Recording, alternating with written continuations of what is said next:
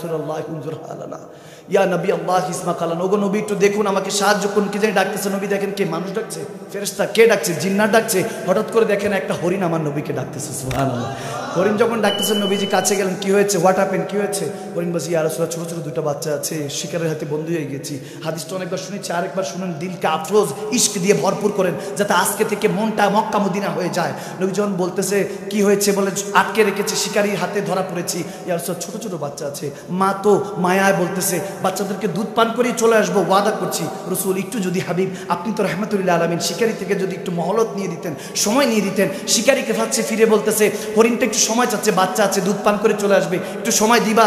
শিকারি বলছে, কি বলে, হরিণ আপনার সাথে এটা বলছে? বলে হ্যাঁ। কখন বলবো? হরিণ আবার কখন বলবো? সে তা শুনে না, তার কলব তো এখনো খোলে নাই, কান তো এখনো খোলে নাই। আওয়াজ দেয় না, ঠিক কিনা? যখন এটা বলতেছে, বলে ওটা আমি শুনেছি, আমি বলেছি, আমি বলছি, দাও না একটু সময়। বলে না না, সম্ভব না। একবার শিকার যদি খাঁচা থেকে বেরো যায়, ওটা কি আর ফেরত আসে? আসে না। এটা কীভাবে সম্ভব? না, এটা সম্ভব নয়, আমাকে মাফ করেন, আমারও বাল বাচ্চা আছে, এটা বিক্রি করে আমিও চলবো। নবীজি চিন্তা করলেন, আমি তো দোনোটার জন্যই রহমতুল্লাহ আলামিন, হরিণের জন্য, ওই মানুষটার জন্য, ওই শিকারির জন্য। তখন হঠাৎ করে আমার নবী বলছে, এমন একটা রাস্তা বের করতে হবে যেটাতে দোনোজনের উপরে রহমত বর্ষণ হয়। বলে ঠিক আছে, যা, হরিণকে কিছু না কিছু তো দিতে হবে, যা, হরিণকে ছেড়ে দে, আমি নবী মোস্তফাকে আটকে রাখ, যতক্ষণ পর্যন্ত হরিণ না আসবে আমাকে আটকে রাখ। আর না, ওই সময় কিন্তু বাজারে মানুষ বেচা কেনার প্রথা ছিল, মানুষকে কিনা বেচা হতো, গোলাম কেনা বেচা হতো। এখন যখন এটা শুনলো ওই শিকারী, তো বলে হ্যাঁ, এত বড় অপরচুনিটি, এটা তো হাতছাড়া করা যাবে না। নবী মোস্তফাকে যদি মক্কা মদিনার বাজারে উঠাই, কোটিপতি সাহাবারা তো কেনার জন্য চলে আসবে। সে বলছে, হরিণ বিক্রি করার কি হবে? সুম্মা মাআযাল্লাহ, খেয়াল যখন এটা চলতেছে, আল্লাহ চিন্তা করে যে হ্যাঁ, করতে থাক, আমার হিসাব নিরালা, আমার হিসাব আড়াআড়া। যখন এরকম হচ্ছে, নবী হরিণের দিকে তাকিয়ে বলে, যা, আসবি তো? বলতেছি, ইয়া রাসূলুল্লাহ, ওয়াদা করেছি, খেলাফ করবো না। আরে আমাদের ইমানের থেকে হরিণের ইমান কত ভালো, তারা ওয়াদা করতো, খেলাফ করতো না, আমরা ওয়াদা করি, খেলাফ করি, বান্দার হক লুণ্ঠন করি। যেখানে আল্লাহ বলতেছে আমার হক আমি ক্ষমা করে দিব, বান্দার হক ক্ষমা করব না। না, হরিণ চলে গেল, ইয়া রাসূলুল্লাহ, ওয়াদা করলাম ফিরে আসবো, চলে গেল। ঘন্টাখানিক, 2 ঘন্টার মতো পার হয়ে গেছে। শিকারী বলতেছে, অনেক বড় ভুল করেছেন, ধরা তো খাইছেন, আজকে আপনাকে মক্কা মদিনার বাজারে উঠাবো, গরম হবে বাজার, নবী মুস্তাফাকে, মুসলমানদের ইমামকে নেতাকে, সুম্মা মাআযাল্লাহ, বেচা বিক্রির হিসাব হবে। যখন এটা বলতেছে, নবীজি তখন মুস্কি মুস্কি হাসি দিয়ে রাস্তার দিকে তাকাচ্ছে। তখন হাদিসে এসেছে, দড়ি দেখতেছে যে ওই শিকারীও দেখতেছে, হরিণটা দৌড়াতে দৌড়াতে আসতেছে, হাঁপাতে হাঁপাতে আসতেছে। যখন আসতেছে, এসে 2টা পা, সামনে 2টা পা এভাবে মেলে দিল, মেলে দিয়ে বলতেছে, লাব্বাইক ইয়া সাদাইক ইয়া রাসূলুল্লাহ, ইয়া রাসূলুল্লাহ, ওয়াদা করেছি, ফিরে এসেছি বাচ্চাদেরকে দুধ পান করিয়ে। যখন এটা বলতেছে, আমার নবী মুস্কি হাসি দিয়ে বলে, হ্যাঁ আমি দেখেছি। শিকারীর দিকে যখন তাকাচ্ছে, বলে, এই শিকারী, অনেক কথা হয়েছে, অনেক কিছু চিন্তা হয়েছে, বাদ দে, কোনো হিসাব করবো না, বাজারেই তো বিক্রি করবি, আমি নবী মুস্তাফা তাকে খরিদ করতে চাই, আমার কাছে বিক্রি কর। তখন সে কাফের, সেই শিকারী বলতেছে, ইয়া রাসূলুল্লাহ, ইয়া হাবিবাল্লাহ, লেনা দেনা পরে, আগে বলেন, হরিণ যে আপনার সাথে কথা বলছে, এটা আমি শুনতে পাচ্ছি কিভাবে? সুবহানাল্লাহ। আমার নবী বলে, এতক্ষণ মুর্দাদ ছিল তার কলব, কিন্তু আমি নবী মুস্তাফার মহব্বত সাথে থাকার কারণে আল্লাহ তোর কলবকে খুলে দিয়েছে। এখন কলবকে খুলে দিয়েছে, তুই শুনবি, দেখবি, খালিককে বুঝবি, মাখলুকাতকে বুঝবি। বলি, ইয়া রাসূলুল্লাহ, আমার মা বাবা আপনার কদমে কুরবান। সেই শিকারী বলতেছে, হরিণটা আপনাকে হাদিয়া দিয়ে দিলাম, ইয়া রাসূলুল্লাহ, কলমা পড়ান। এখন ওই লাজ্জাত ওই আল্লাহর হতে চাই, আপনি নবীর গোলামিতে আসতে চাই। নবী কলমা পড়িয়ে যখন মুসলমান করে দিলেন, আমার নবী হরিণের দিকে তাকিয়ে বলতেছে, যা, তোকে আজাদ করলাম, চলে যা বাচ্চাদের কাছে, সে যেহেতু আমাকে হাদিয়া দিয়েছে, তোকে ছাড় দিয়ে দিয়েছে, চলে যা। তখন হরিণটা হাদিসে এসেছে, সামনে 2টা পা উপরে উঠায় আর জমিনে বাড়ি দেয়, হয়তোবা সেদিন ওই হরিণটা রাগ করছে, যেমন ছোট ছাগলের বাচ্চারা দেখবেন এভাবে লাফাতে থাকে আনন্দে খুশিতে।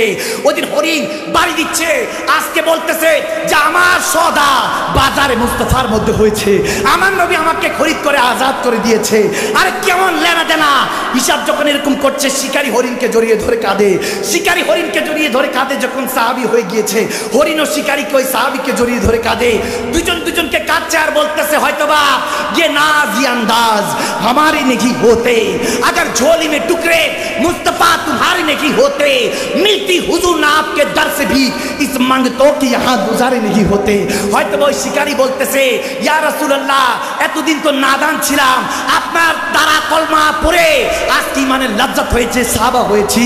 আজকে আপনার উচিলায় হয়তো ইমানের দৌলত পেয়েছি।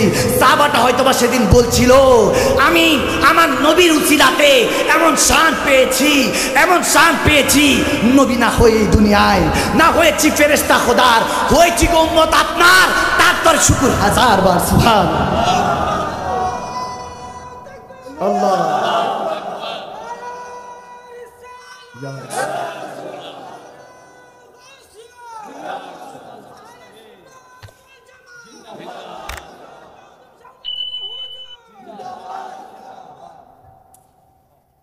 কষ্ট হচ্ছে। সেই প্যারা নবীর মহব্বত অন্তরে রাখার দরকার আছে কি নেই? হরিণ কি হরিণের জন্য আমার প্যারা নবী আছে, উম্মতের জন্য নাই? শুধু আবু বকর। রূপগঞ্জ অফ সুন্নাহ, ইসলামের সত্যবাণী। আমি এসে যখন দেখছি, রাগ করবেন না, আমরা শেরখুদা আলী ফারুক আজমের বংশধর, মেজাজ গরম দিল নরম, এসে দেখছি কালেকশন চলছে। আমরা কত কষ্ট করে যুবকদেরকে মাহফিলে আনি, আপনাদের আইডিয়া নেই। এই যুবকরা ব্যান্ড প্যাকেজ দুনিয়াদার ইহুদি নাসারাদের ষড়যন্ত্রে পড়ে বান্দা এখন এই টেকনোলজির নামে ওলি আল্লাহ দূরে থাক, মমিন হতে পারছে না। আওয়াজ দেয় না কেন মুসলমান? এমন ফিতনার জামানার মধ্যে আছি যে এই যুবকদেরকে আনা যাচ্ছে না। ওই জায়গার মধ্যে আমার নবী বলেছেন ডান হাতে দান করো, বাম হাত যাতে টের না পায়। কেন আজকে এই দান করার পরে নাম ঘোষণা দিতে হবে? আমি আর আসবো না এখানে, আখেরি বয়ান করে যাচ্ছি। কোরআন ও আল্লাহ এক শেষ পাঠিয়েছেন, এটার পরে আর কোনো কিতাব আর কোনো চিঠি আসবে না আল্লাহর পক্ষ থেকে। এটার পরে আপনি যে দুনিয়ার করছেন, ওই দুনিয়ার মানুষ, আপনি এক সপ্তাহের জন্য বিছানায় পড়ে যান, টাকা করছেন একটাকে ইনকাম করতে 10টা মিথ্যাকে ধামাচাপা দেওয়ার জন্য 100টা মিথ্যা বলছেন। যাদের জন্য করছেন হারামকে হালাল, হালালকে হারাম, খোদা ইজ্জতের কসম, বিছানায় পড়ে যাবেন 1 মাস পর। পাশের রুমে মা হলে সেবা করবে বউ, নেককার হলে সেবা করবে। পাশের রুমে গিয়ে আপনার টাকার মেশিন পুরুষ দোয়া করবে, আল্লাহ তোমার বান্দা তুমি নিয়ে যাও। এই জামানাকে ফিতনার যুগ থেকে বাঁচানোর জন্য যুবকদেরকে কত কষ্ট করছে হক্কানি আলেমরা, আর আমরা তামাশা বানিয়ে দিয়েছি মাহফিলগুলিকে। কত কষ্ট করে আল্লাহ রসুলের দ্বীনকে, আল্লাহর ওলিরা দ্বীনকে কায়েম করেছেন, এটা আপনি আমি কি বুঝবো? এই কিতাব, এটার মধ্যে কোনো সন্দেহ নাই। আপনি বুঝেন না, আপনার কিসমত খারাপ, আমরা মানি। আওয়াজ দেয় না কেন? আপনারা কি এখানে কি আমার নবীর আশেকরা নাই নাকি এখানে?